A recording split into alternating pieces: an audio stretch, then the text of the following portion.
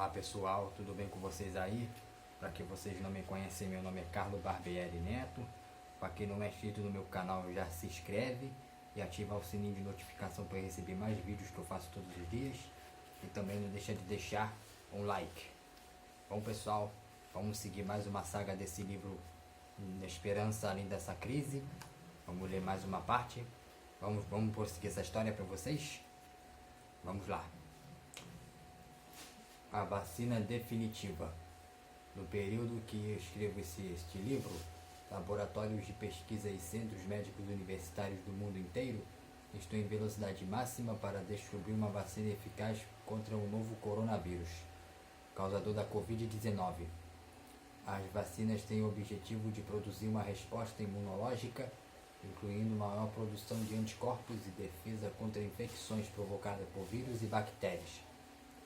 Enquanto os países tentam controlar a disseminação dessa pandemia mortal, uma das maiores preocupações é o temor de novas ondas de Covid-19 que ocorram.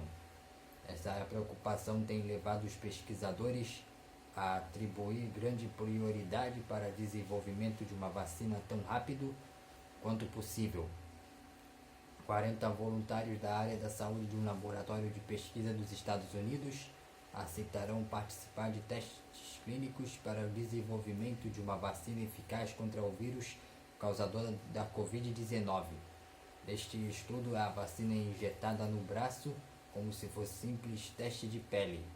É um estudo experimental, mais importante que já realizamos contra o Dr. John Irving, do Center Pharmaceutical Research. Porém, mesmo que a pesquisa dê certo, espera-se de que leve mais de um ano antes que qualquer vacina esteja disponível em larga escala. Os cientistas e a produção mundial estão ansiosos por uma vacina que impeça a contaminação de Covid-19. Muito embora a pandemia atual tenha causado centenas de milhares de mortes no mundo inteiro, há um vírus ainda mais mortal que infectou a humanidade. A Covid-19 pode destruir o corpo, mas essa doença fatal é capaz de tirar mais do que a vida física. Jesus fez esta afirmação notável: não tenham medo do que os que matam o corpo, mas não podem matar a alma. Ao contrário, temam que aquele que pode perecer no inferno, tanto na alma como o corpo. Está escrito em Mateus capítulo 10, versículo 28, como diz o texto: não tem mais do que matam o corpo e não podem matar a alma. Temei antes aquele que pode fazer perecer no inferno e a alma e o corpo. O vírus do pecado é muito mais mortal do que o coronavírus. Antes do contágio com o vírus do pecado, o prognóstico é a morte eterna, menos do que a vacina seja administrada. Com esta pandemia começou e qual é a solução definitiva para ela? Vírus mortal. Mesmo criados perfeitos à imagem e semelhança, infelizmente, Adão e Eva ouviram a voz da serpente no jardim do Éden e cederam às suas tentações. A partir de então foram infectados pelo vírus do pecado que se ajolou na natureza humana. Por conta disso, o primeiro casal transmitiu este mal a seus descendentes. É por isso que o salmista declara de milênios depois da queda do Éden: eu nasci na iniquidade e o pecado me concebeu a minha mãe. Está escrito em Salmo capítulo 51, versículo 5. Salmo 51, versículo 5 diz: eis que em iniquidade fui formado, em que pecado me concebeu a minha mãe. Diz o texto que eu falei aqui no texto do livro. Olha aqui. O diagnóstico é desesperador. O coração é mais enganoso que qualquer outra coisa. Sua doença é incurável. Jeremias capítulo 17, versículo 9. Jeremias capítulo 17, versículo 9, como diz o texto: enganoso é o coração mais do que todas as coisas, e o perverso, e quem o conhecerá. Todos nos recebemos essa herança terrível que infeta a cerne de nossa vida, que desvirtua tudo o que somos ou fazemos.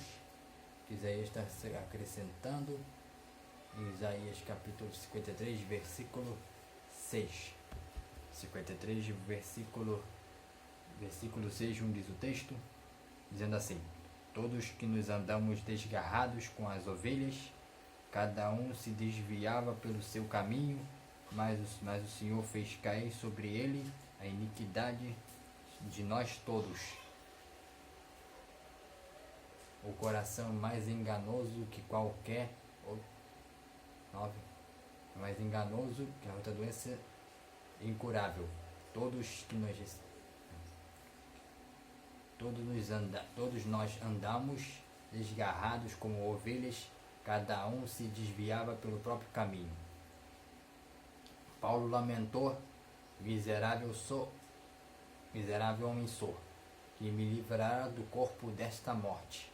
Está escrito em Romanos capítulo 7, versículo 24. Romanos capítulo 7, versículo 24, como diz o texto: miserável que só eu sou, quem me livrará do corpo desta morte? Como diz o texto: temos uma doença fatal e altamente contagiosa que se propaga de pai para filho. Alguns, porém, acreditam que não a têm, que são assintomáticos e vem disseminando orgulho, inveja, o egoísmo, tossindo maldade, espirrando impureza, consciente de gravidade de seu caso, precisam da vacina e necessitam desesperadamente encontrar o próprio médico.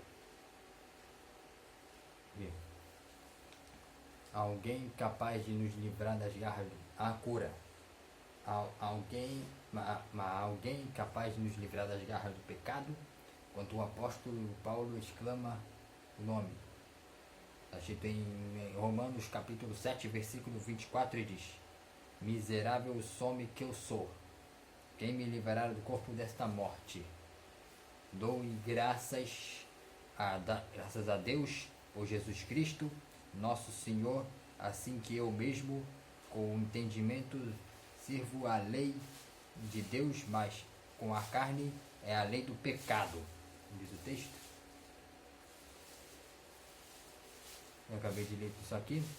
Em vez de, ele nos deixa uma pergunta aberta.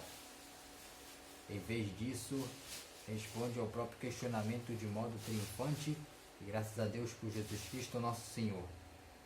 Há um médico que possui remédio para o vírus do pecado. Jesus deu a sua vida para a cura que estivesse disponível para nós. O médico divino se sacrificou para nos livrar do poder do vírus do pecado. Ele enfrentou as tentações de Satanás, foi vitorioso e satisfez as demandas da lei que nos transgredimos. Sofreu a morte de que era o nosso fim de vivermos a vida que lhe pertence, a cruz que revela o universo até o ponto Cristo que foi para nos salvar. A Bíblia nos diz que carregou, a Bíblia diz Cristo carregou. Em 1 Pedro, capítulo 2, versículo 24. 1 Pedro, capítulo 2, versículo 24, e diz: portanto, que deste princípio ouvistes, permaneça em vós. Se em vós permanecer o que desde o princípio ouvistes, também permanecereis no Filho e no Pai. Vamos ler aqui. ele mesmo e seu corpo sobre o madeiro em nossos pecados. A cruz do Calvário revela que o amor que vai além de compreensão humana. Olhando para o Filho de Deus crucificado, podemos nos unir ao apóstolo Paulo, que disse em Gálatas capítulo 2 versículo 20. Gálatas capítulo 2 versículo 20, como diz esse texto: já estou crucificado com Cristo e vivo, não mais eu, mas Cristo vive em mim, e a vida que agora vivo na carne, vivo na fé do Filho de Deus, e o qual que me amou, se entregou a si mesmo por mim. Diz o texto? Que me amou e se entregou por mim. Eu acabei de ler o texto, aqui na Bíblia, aqui no texto do livro. Aqui não merecemos graça de Cristo, não teremos mérito algum que nós permita obtê-la. Ele sentiu toda a ira do Pai, ou seja, o juízo contra o pecado foi rejeitado para que sejamos aceitos sobre a morte que era nossa, o fim de que vivamos a vida que lhe pertence, e usou a coroa de espinhos para usarmos na coroa de glória. Foi pregado em pé, sofrendo uma dor torturante na cruz, para reinarmos assentados em um trono, com os remidos de todas as eras. Usou vestes de vergonha para trajarmos vestes reais para sempre. A maior de todas as maravilhas, o maior de todos os fascínios é de que, mesmo que em meio à nossa vergonha e à culpa, Jesus nos rejeitou, Ele nos buscou em amor para nos aceitar, e o Cordeiro de Deus que tira o pecado do mundo, está escrito em João capítulo 1 versículo 29. 1 João capítulo 29, versículo 29 diz: e no dia seguinte João viu a Jesus que vinha para ele, e disse: eis que o Cordeiro de Deus, que tira o pecado do mundo. No santuário do Antigo Testamento, o Cordeiro prestes a morrer representava o corpo ferido, ao quebrado e ensanguentado de nosso Salvador. Entendidos de forma correta, esses sacrifícios apontavam futuramente para o rodeio cruz, falam de pregos de uma coroa de espinhos, falam de um julgamento mentiroso, da agonia do madeiro, da zombaria dos soldados romanos e dos escárnios da multidão, falam do preço do pecado e da condenação da lei, da maravilha da graça. A cruz revela um amor tão maravilhoso, tão extraordinário e tão divino, que preferiu tomar sobre si a condenação e a culpa e a penalidade do pecado, a perder eternamente qualquer um de seus filhos. Ellen White escreveu, diz esse texto, o Ellen White diz: Satanás torturava com os cruéis tentações o coração de Jesus. O Salvador não podia chegar para além dos portais do sepulcro. A esperança não lhe apresentava sua saída da sepultura. Como vencedor, nem lhe falava da aceitação do sacrifício por parte do Pai. Temia que o pecado fosse tão ofensivo e que sua separação houvesse de ser eterna. Cristo sentiu angústia e a de experimentar o pecador, quanto não mais a misericórdia interceder pela raça culpada. Foi o sentimento do pecado, trazendo a ira divina sobre ele, como um substituto do homem, e que tão amargo tomou o cálice e sorveu e quebrantou o coração do Filho de Deus.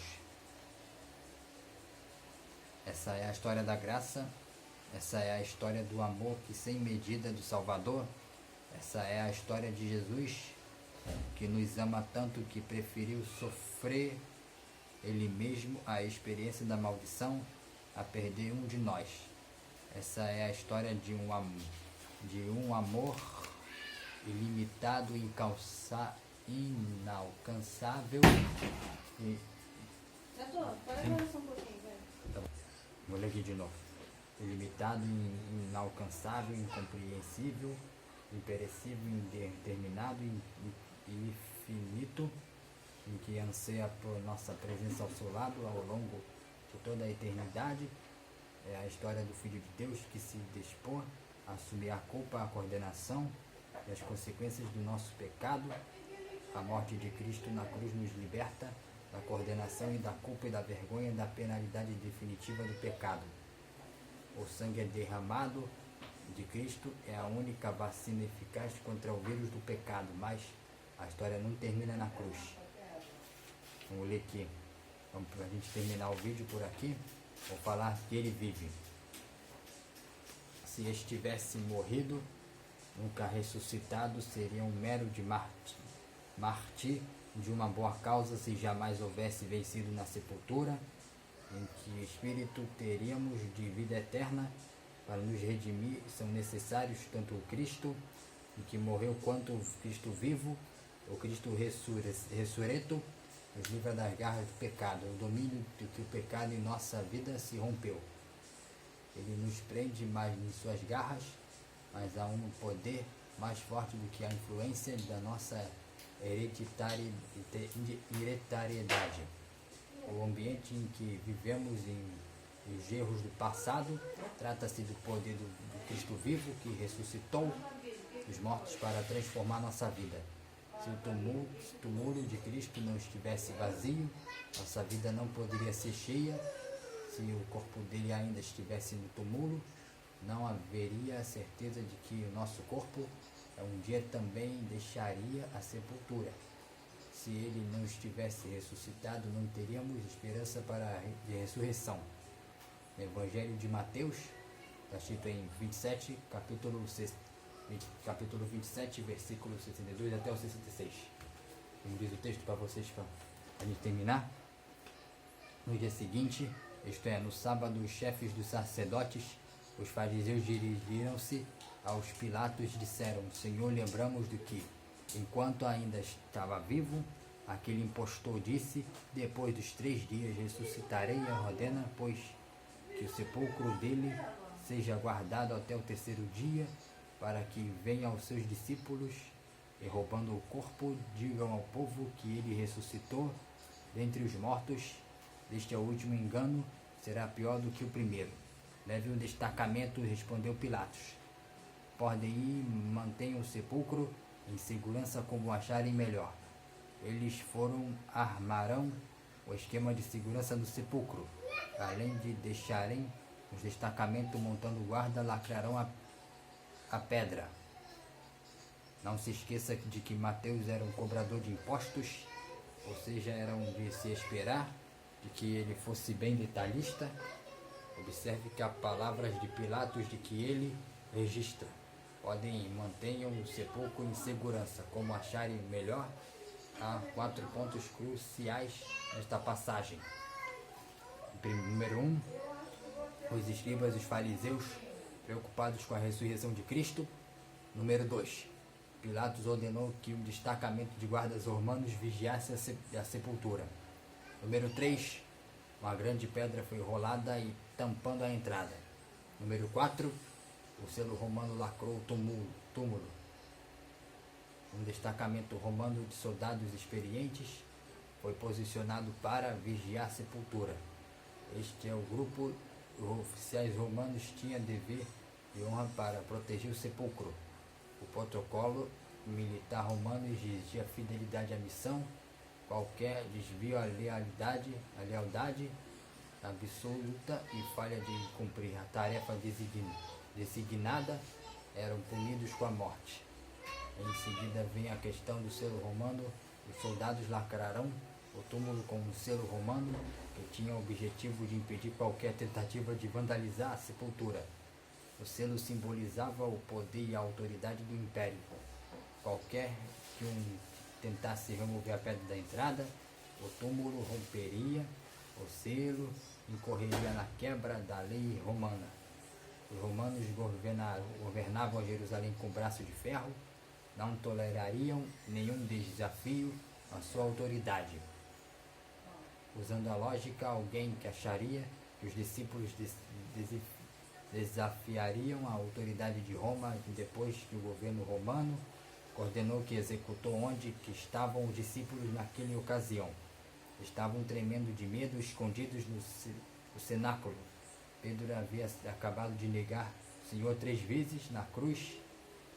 Os discípulos abandonaram Jesus e fugirão. E lógico, acharão que aqueles discípulos sem fé teriam a coragem de violar o selo romano. Além disso, que é necessário mover a pedra em João capítulo 20, versículo 1. As escrituras relatam, no primeiro dia da semana, bem cedo, estando bem ainda escuro, Maria Madalena chegou ao sepulcro e viu que a pedra da entrada tinha sido removida.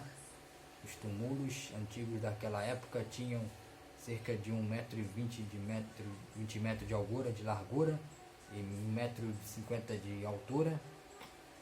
Os arqueólogos descobriram vários túmulos desse tipo na região de Jerusalém. Em geral, uma pedra de sepultura com esta pesava cerca de 2 toneladas. Ficava um sulcro na entrada do túmulo, era colocada no lugar por uma alavanca a fim de fechar a sepultura. Com frequência, o sulcro não era nivelado, então a pedra redonda era rolada para baixo e uma pequena inclinação até o lugar correto. Depois de fechado, era extremamente difícil de remover a pedra do sepulcro, pois seria necessário rolar para cima. Joyce McDowell apresentava um argumento muito sólido para afirmar que tantas medidas de segurança foram tomadas no julgamento, na crucifixão, no sepultamento, nos fechamos e selamento do túmulo, bem como na guarda da sua sepultura, que fica difícil para os críticos, defendendo seu posicionamento em que Cristo ressuscitou os próprios mortos. Vamos ler no próximo vídeo vamos ler muitas testemunhas, verdades transformadoras, e até a parte final da vacina definitiva, onde os discípulos estavam quando Maria Madalena se aproximou do túmulo, escondidos do cenáculo, com medo de ser caçados ou mortos em seguida.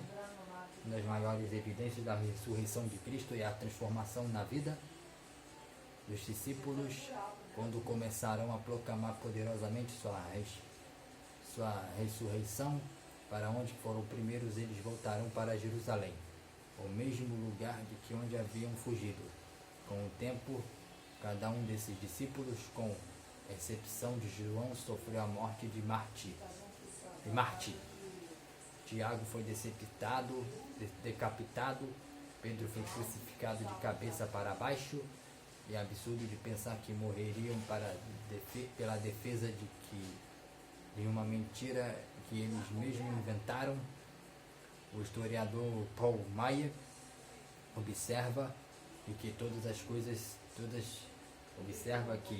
se todas as evidências foram pesadas com cuidado e justiça, é de fato justificável concluir, de acordo com os cânones da pesquisa histórica de sepulcro de José Arimateia, no qual de Jesus foi sepultado, estava de fato vazio na manhã da primeira Páscoa, e nenhum fragmento de evidência foi descoberto. Fontes literárias, epigráficas ou arqueológicas que refutem essa declaração. Assim que terminando o vídeo por aqui, não temos mais tempo, vamos finalizar o vídeo por aqui. Espero de coração que tenham gostado. Para quem não é inscrito, já se inscreve, dá um likezinho e até a próxima. Um abraço.